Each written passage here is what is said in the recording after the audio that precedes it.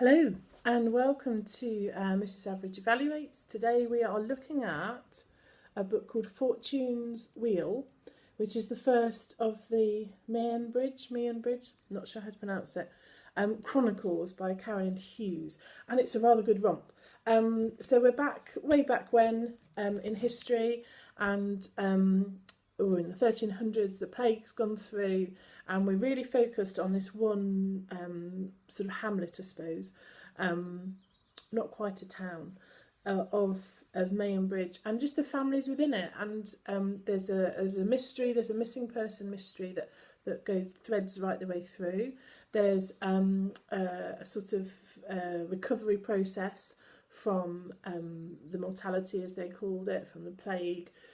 How all the families are adjusting, how people are coping, and the big issue is that there's just a lot less people, so there's a lot less workers to bring in the harvest. And so do you pay those workers more or give them land to till themselves?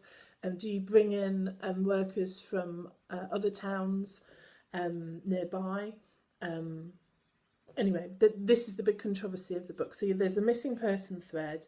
There's this kind of combative passion between the workers and the the lord of the manor, and how he wants to deal with it.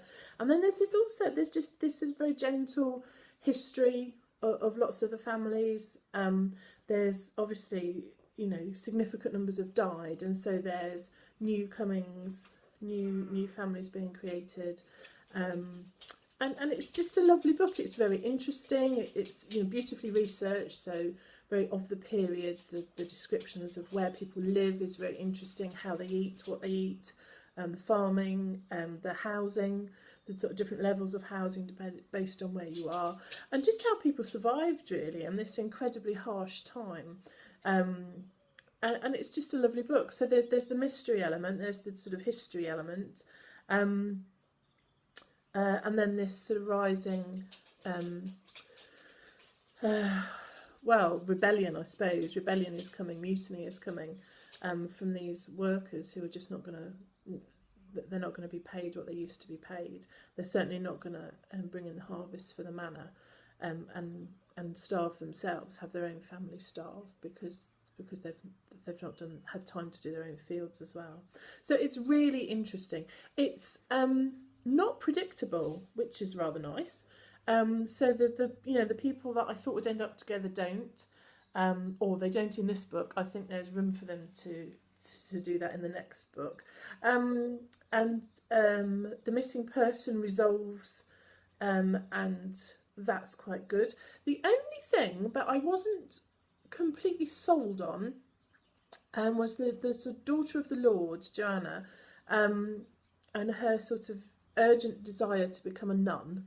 I just felt was a bit of an overreaction to what actually transpired, and I wanted there to have been another layer of shock of something she had been involved in. I didn't think that when she revealed why she was so distraught with her own behaviour, I didn't feel it really warranted going into a nunnery. So I kind of wanted there to be another thing there that made it more shocking. But it's a lovely, lovely book. I really enjoyed reading it. I love history, so I enjoyed being transported to a period I know very little about. I felt I learned a little bit.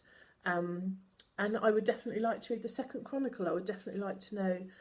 There's so many different ways it could go. There's so many characters that could be sort of taken up and move further on, and all sorts of opportunities for new people to come in to the situation. The story finishes. It's not like you have to read the next one to know what's happening, but there's loads of avenues and opportunities for people in this book to have further adventures. So I really enjoyed it, and I do want to know what's going to happen next for some of the characters in there. So I will definitely be in conversations with Carol about the next book. I'm just going to see if I can show it to you again. My old Kindle is quickly becoming with Carolyn. So it's called The Fortune's Wheel. Fortune's Wheel. And it's a lovely, lovely book. I think you'll thoroughly enjoy it.